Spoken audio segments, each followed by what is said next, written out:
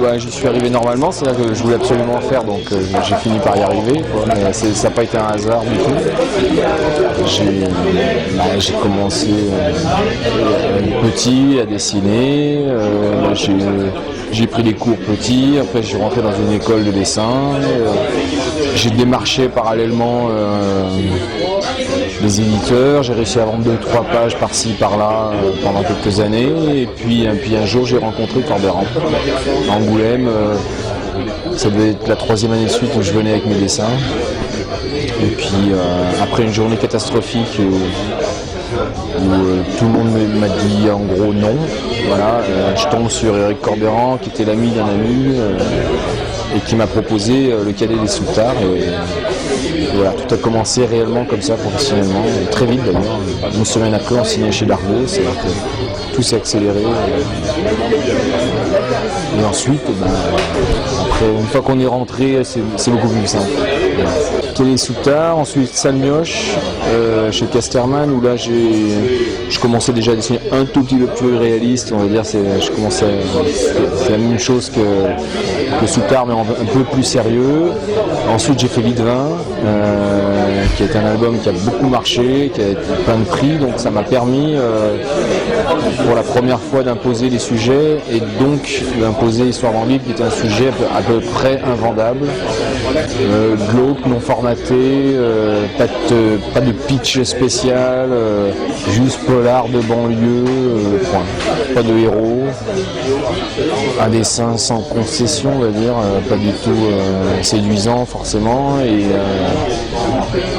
et puis voilà. Mais c'est vrai que à ce moment-là, comme je venais d'être nominé en Angoulême pour le meilleur album avec Litvin, c'est vrai que j'ai eu la chance, j'avais 4-5 éditeurs qui étaient prêts à le prendre, j'ai pu choisir. Je suis allé chez Glénat, c'est les seuls qui m'ont dit tu fais ce que tu veux. C'est la série sur laquelle je me suis plus investi.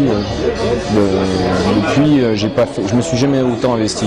Tony, je me suis énormément investi affectivement, etc. Mais pas à tous les niveaux comme dans Histoire d'en vivre. C'est-à-dire que sur Tony, je me suis dit je vais prendre un dessin sage. Voilà.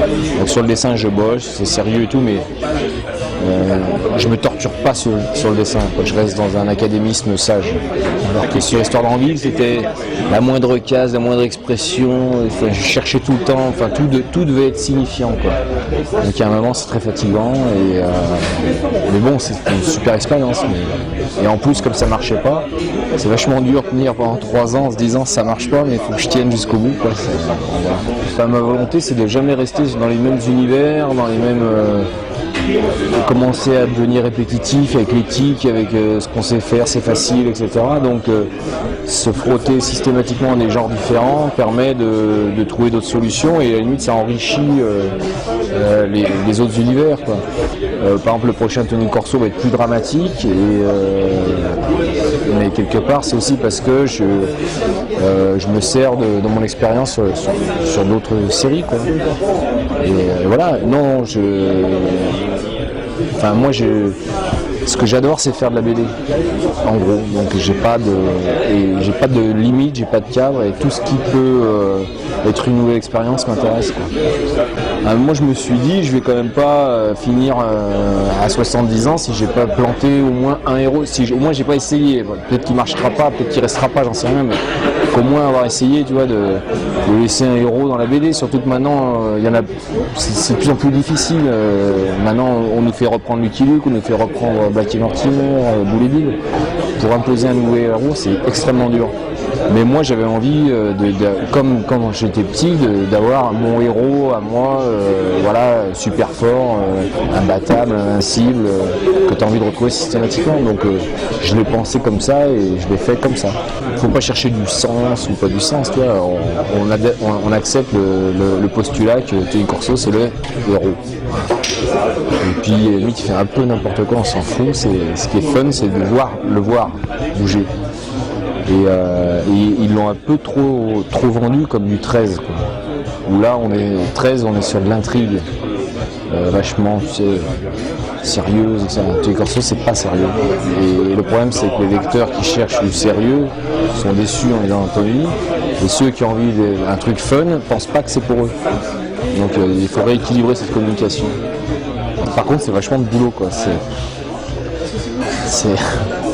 Et ça me prend 7 mois dans l'année, et du coup pour faire d'autres choses, ça me bloque. Et en même temps, si tu ne sors pas un bouquin par an, c'est ce qu'on a fait cette année, tout de suite, tu disparais. À l'époque, comment fonctionne le marché, il faut constamment être présent. Donc je me suis dit, trouver un dessinateur réaliste, ça peut se faire, enfin encore c'est pas évident, mais... Et puis, de toute façon, comme je reste scénariste, il n'y a pas de souci, c'est pas comme si je le laissais. J'ai une piste pour l'instant, on va voir. On va faire un essai. Je dis pas de nom. Hein. Oui, d'ailleurs, j'ai réglé le problème dans le tome 3. Ouais. Je sais pas si tu te souviens, à un moment, Tony Corso ne veut plus être comparé à Magnum. Sur le moment, j'ai pas du tout pensé à Magnum. C'est vrai que je peux pas nier la référence. Mais en fait, moi j'étais dans Scarface, tu sais, Tony Montana et sa chemise à fleurs. Et c'était ça qui m'a donné l'idée de la chemise à fleurs. Pas du tout Magnum. Parce que moi, un mec à moustache et en Bermuda, j'avais pas du tout imaginé le rapport avec Tony Corso. Maintenant, bon, mais en même temps, Magnum c'est bien. Non, là je vais faire 2 adaptations un roman de Elmore Leonard chez Rivage Casterman et un roman de Tonino Benacquista qui s'appelle La Commedia dei Ratés chez Dargaud. Plus théoriquement, je devrais participer à la série Destin de Franck Giroux, qui va être un gros truc lancé par Léonard. De temps en temps, participer à un truc un peu mis en avant, c'est bien aussi. Puis en plus, l'histoire qu'on m'a proposée a l'air vachement bien.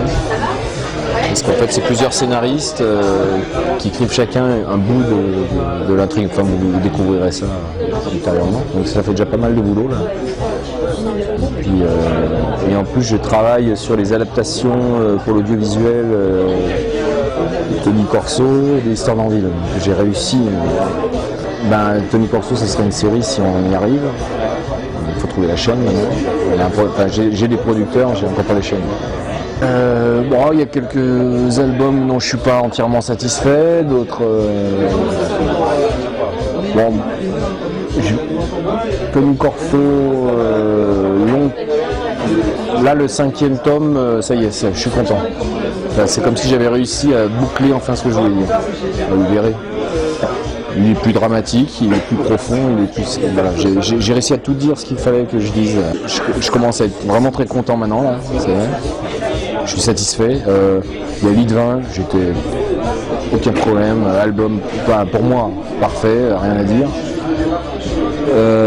Histoire d'envie, j'ai un peu regretté d'avoir pris peut-être un graphisme un peu trop difficile. Déjà que l'histoire n'était pas facile, je me suis vraiment pas facilité la tâche. Je me suis dit c'est dommage parce que du coup ton histoire on va pas la lire parce que tu as voulu faire trop sur le dessin. Et du coup je me suis coupé d'un certain public. Rosangela, c'est particulier, c'est un album à la fois que j'adore, que je trouve qu'il y a plein d'imperfections mais en même temps vachement intéressant. On n'a peut-être pas réussi tout, mais je trouve que puis déjà rien que le sujet est assez original, etc. Garrigue, je suis très content graphiquement. Je ne sais pas si le choix qu'on a fait de faire un polar lent était un bon choix, j'en sais rien. J'arrive pas encore à avoir du recul sur Garrigue. Cadet Soutard, j'adore, mais pareil, ça n'a jamais marché, c'est comme ça. Salmioche, par contre, j'ai arrêté parce que ça devenait trop club des 5 pour moi et que je trouvais que ça servait à rien. Voilà. Donc j'ai arrêté un moment.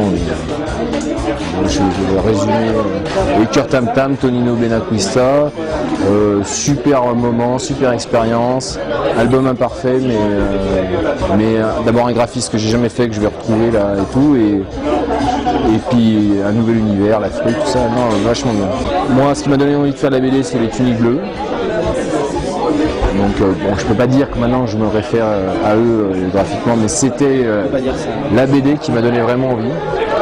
Il y avait évidemment Astérix, tout ça, mais vraiment celle qui m'a fait un déclic. J'ai beaucoup aimé Tabary pendant longtemps, quand ils faisaient Valentin, quand ils faisaient Totoche, tout ça. Je trouvais que c'était vachement drôle en fait. Après, dès que j'ai grandi, alors les auteurs qui m'ont fait basculer, c'est Tardy, Baru, Franck P, surtout son graphisme, quoi. Celui qui m'a le plus frappé, c'est Baru. Quand j'ai lu Kéké de Blues, j'ai dit putain, on peut faire ça, c'est-à-dire vraiment du réel, et ça marche. c'est fort. Munoz. Pourquoi il fait... Qu'est-ce qu'il cherche? C'est que Munoz, c'est à la fois magnifique et chaque fois qu'il trouve un truc qui commence à être pas mal, il va encore plus loin, plus compliqué, plus incompréhensible. Et en fait, souvent je regarde ces pages en me disant mais qu'est-ce qu'il cherche? Ouais, lui, alors lui, il me laisse perplexe, totalement. Sinon, j'aimerais bien rentrer plutôt dans la tête de scénariste, quoi. Non, un mec comme Bendis aux États-Unis, j'adore. Et je sais pas comment il fait. Voilà.